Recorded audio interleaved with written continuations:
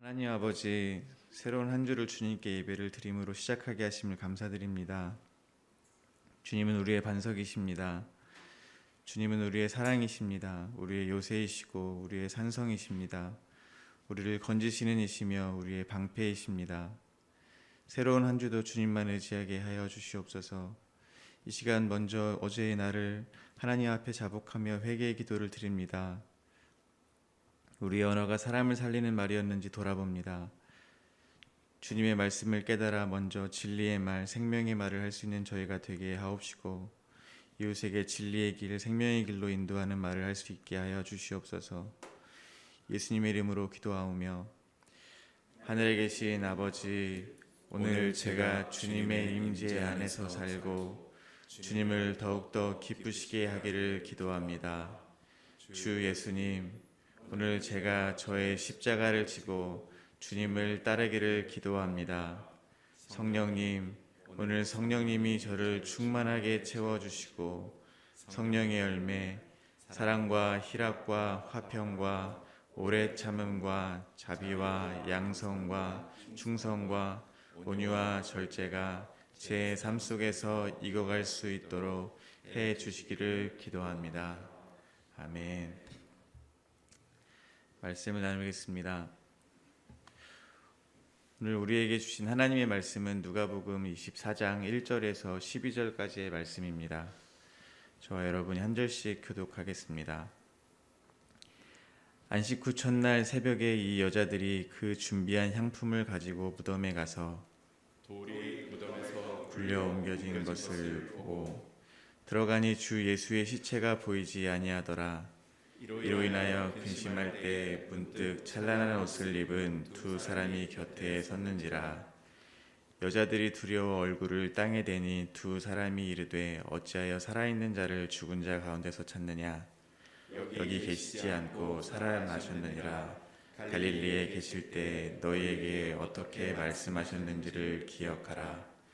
이르시기를 인자가 죄인의 손에 넘겨져 십자가에 못 박히고 제3일에 다시 살아나야 하리라 하셨느니라 한데 그들이 예수의 말씀을 기억하고 무덤에서 돌아가 이 모든 것을 11사도와 다른 모든 이에게 알리니 이 여자들은 막달라 마리아와 요한나와 야고보의 모친 마리아라. 또 그들과 함께한 다른 여자들도 이것을 사도들에게 알리니라. 사도들은 그들의 말이 허탄한 듯이 들려 믿지 아니하나 베드로는 일어나 무덤에 달려가서 구부려 들여다보니 세마포만 보이는지라. 그 된 일을 놀랍게 여겨 집으로 돌아가니라. 아멘. 아멘. 예수님이 숨을 거두시던 순간 성전의 휘장이 둘로 찢어졌습니다. 대제사장 말고는 아무도 들어갈 수 없는 지성소를 가리던 휘장이 둘로 찢어졌습니다. 하나님의 임재가 임하던 장소인 지성소를 가리던 휘장이 찢어짐으로 하나님의 임재가 예수님을 믿는 모든 성도들에게 열렸습니다. 예수님을 장사하고 3일이 지난 후 새벽 여인들이 향품을 가지고 무덤에 나아오고 있습니다. 본문은 크게 세 문맥으로 나누어서 묵상하고자 합니다.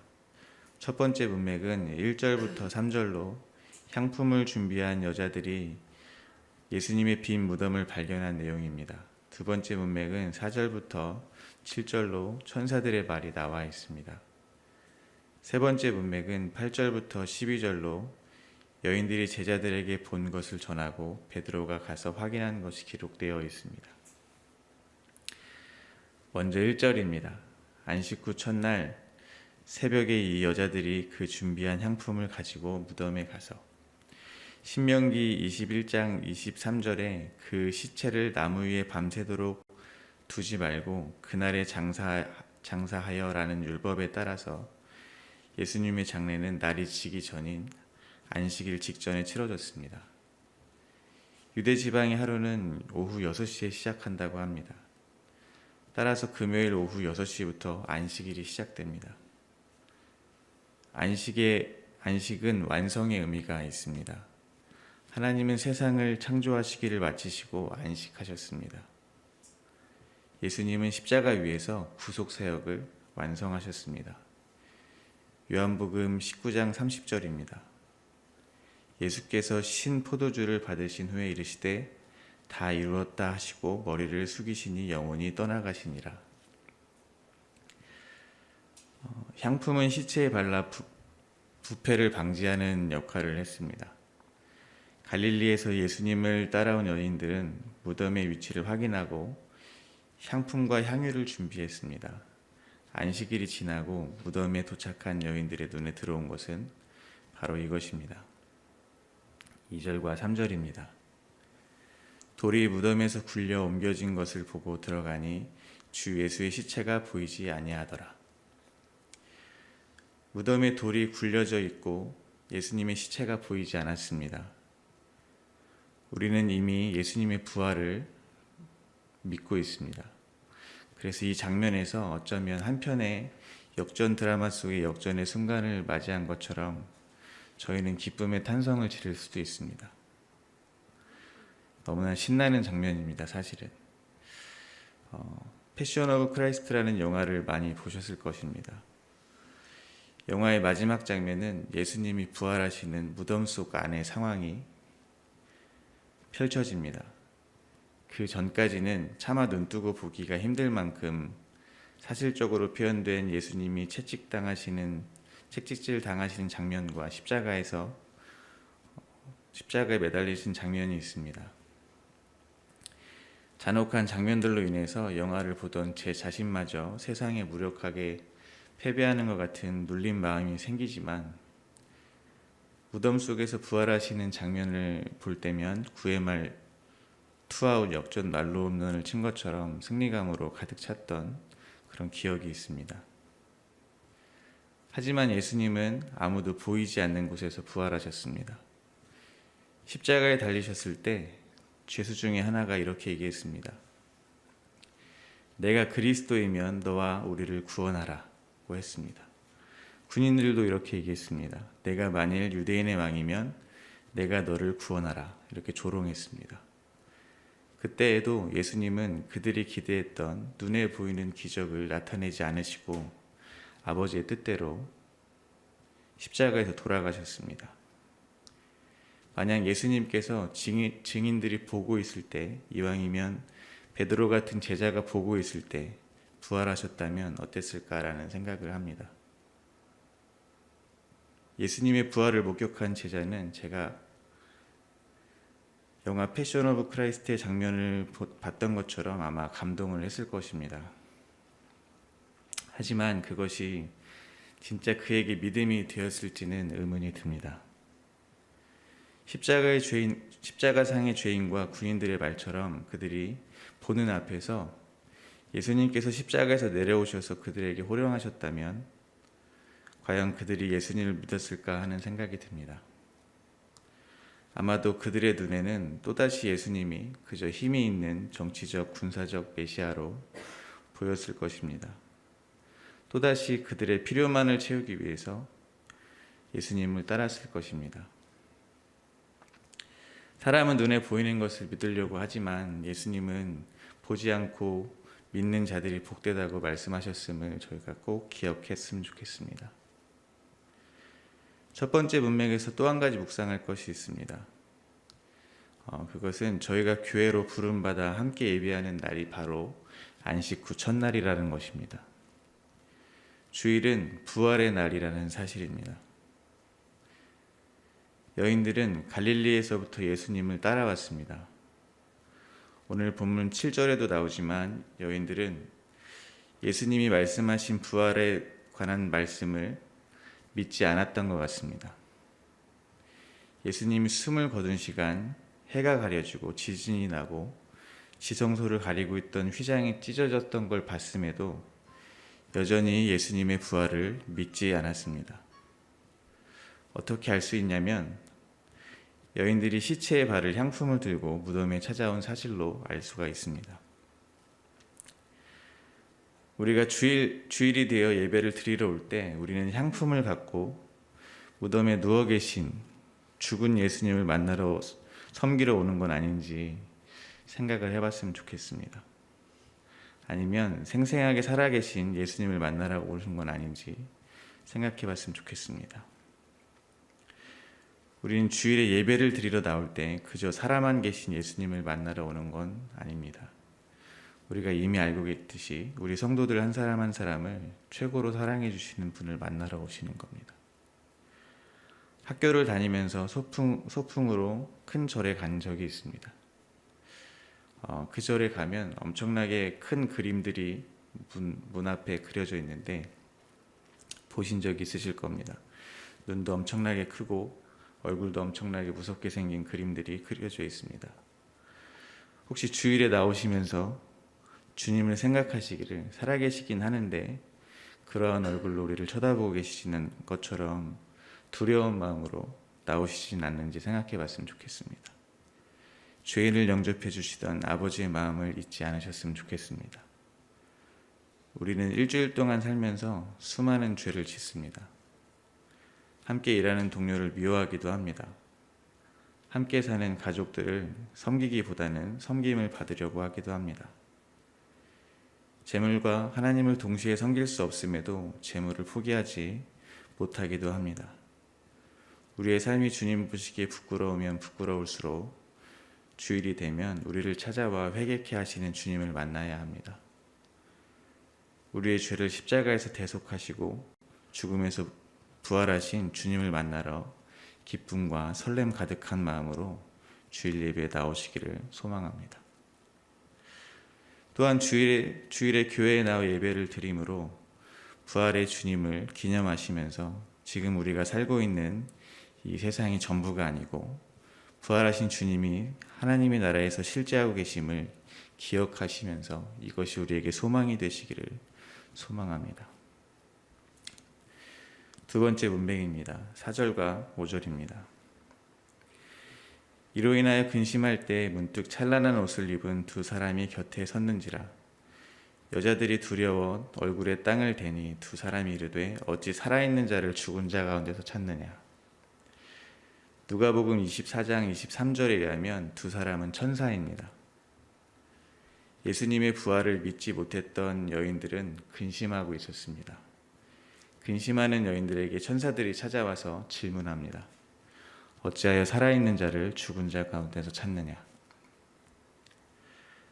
어찌하여 살아있는 자를 죽은 자 가운데서 찾느냐는 질문은 오늘날 신앙생활을 하는 저와 여러분에게도 중요한 질문임에 틀림이 없습니다. 오늘날 신앙인들에게 늘 도전이 되는 신앙생활의 주제는 동행입니다.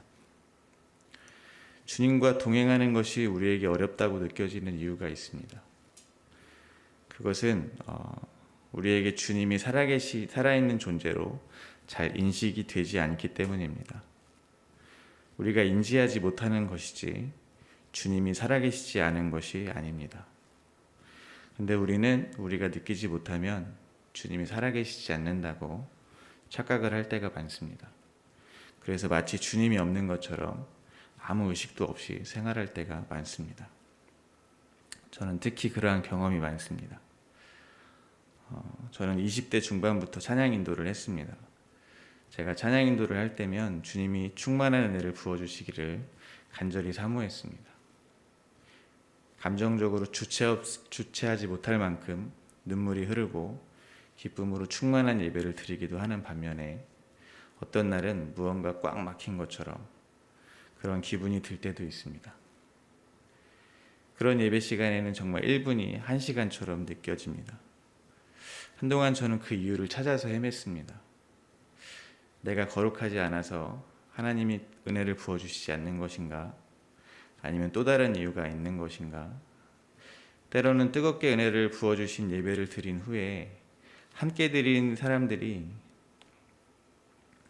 전혀 변화가 없이 예배를 드리기 전의 모습으로 돌아가는 것을 볼 때면 회의감에 빠졌습니다. 예배 때 느꼈던 흥분과 가슴 벅참이 주님이 주신 은혜가 맞는지 의심이 들었습니다. 이는 우리가 대중가요 콘서트 현장에서 감정을 주체하지 못하는 이들과 무엇이 다른가라는 질문을 하게 했습니다. 주님이 제게 주신 답은 이것이었습니다. 결국 제가 예배 때 느끼고자 했던 것은 주님이 살아계시다는 것에 대한 확신이었는데 그것을 저는 제 감정을 가지고 판단을 했다는 것입니다. 제가 감정적으로 무언가를 느끼고 보면 주님은 살아계시다고 선포를 했고, 제가 감정적으로 무언가를 느끼지 못하면 주님은 살아계시지 않는다고 얘기를 했던 겁니다. 심지어는 예배 가운데 주님이 임재하지 않았다라고 제가 선포를 하기도 했습니다.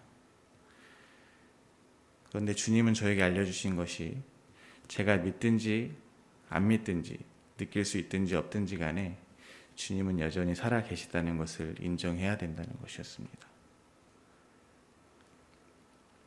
제가 답답함을 느껴도 민감하게 주님께 반응을 해도 살아계셨던 주님은 동일하게 저를 사랑하셨고 저와 함께 하셨음을 깨달았습니다. 이후 저는 예배를 드림에 있어서 엄청난 자유를 얻었습니다. 마찬가지로 우리가 주님을 인식하지 못하던 모든 순간에도 주님은 늘 살아계셔서 우리와 동행하고 계시다는 사실을 잊지 않으시기를 바랍니다.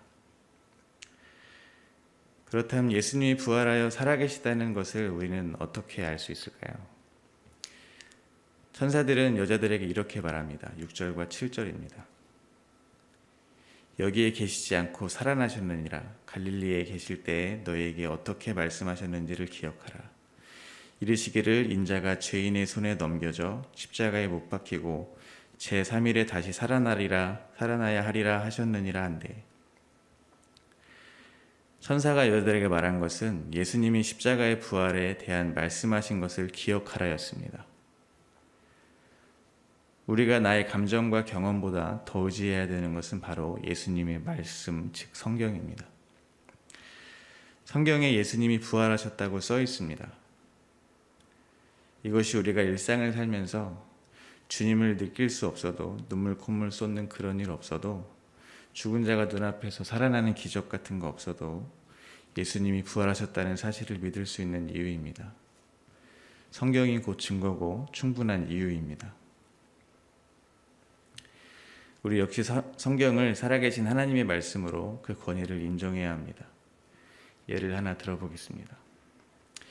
요한복음 17장 23절에 보면 후반부에 아버지께서 나를 보내신 것과 또 나를 사랑하신 같이 그들도 사랑하신 것을 세상으로 알게 하려 함이로소이다.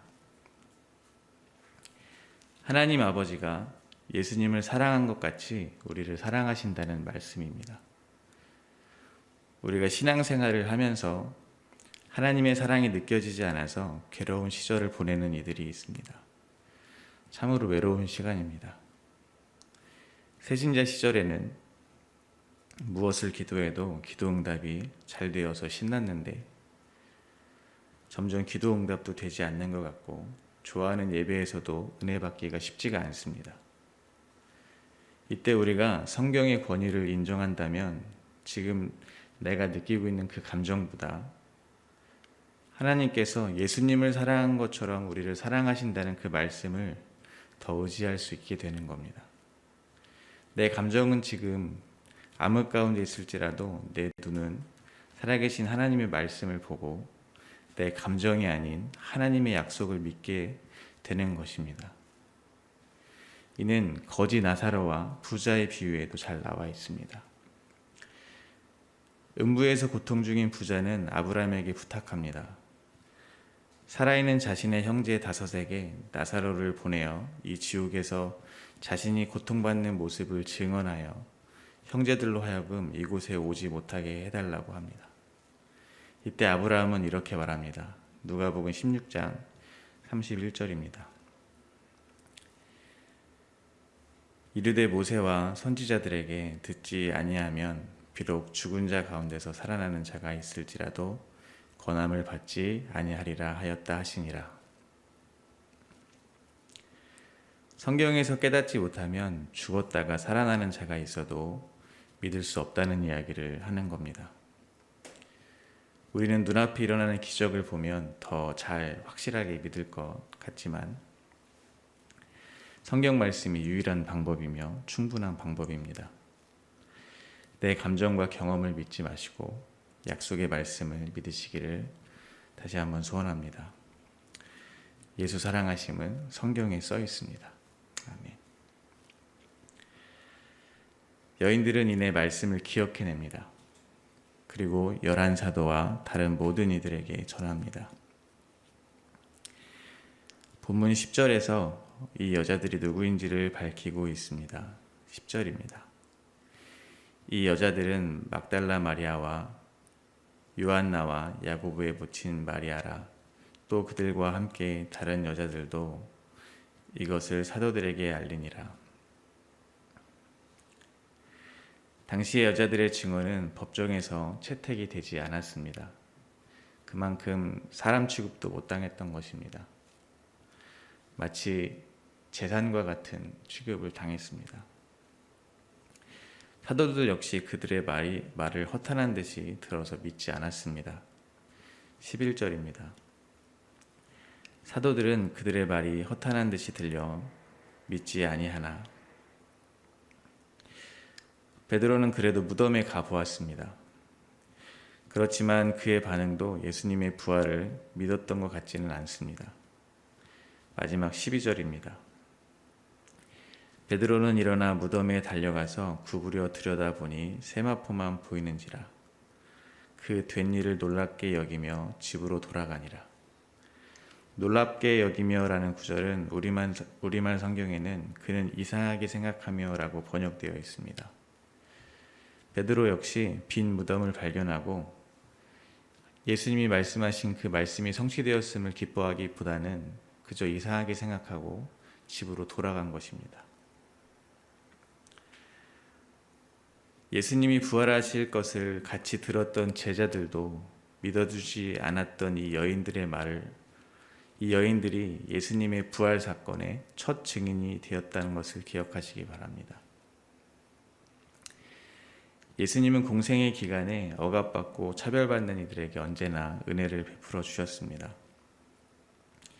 당시 여인들의 삶은 지금과는 비교도 할 수 없을 것입니다. 남편이나 아버지가 없으면, 즉 나를 보호해주는 남자가 없으면 아무런 보호도 받지 못했을 것입니다. 예수님은 이 여인들에게 단물과 같은 존재가 되셨을 것입니다. 쓴물과 같은 그들의 인생에서 예수님을 만난 이들은 단물과 같은 삶이 되셨을 것입니다. 이 여인들의 삶의 조건은 변하지 않았을 것입니다. 그래도 예수님은 이 여인들에게 단물이 되셔서 늘 목마르던 그 여인들의 삶을 시원하게 해주셨을 것입니다.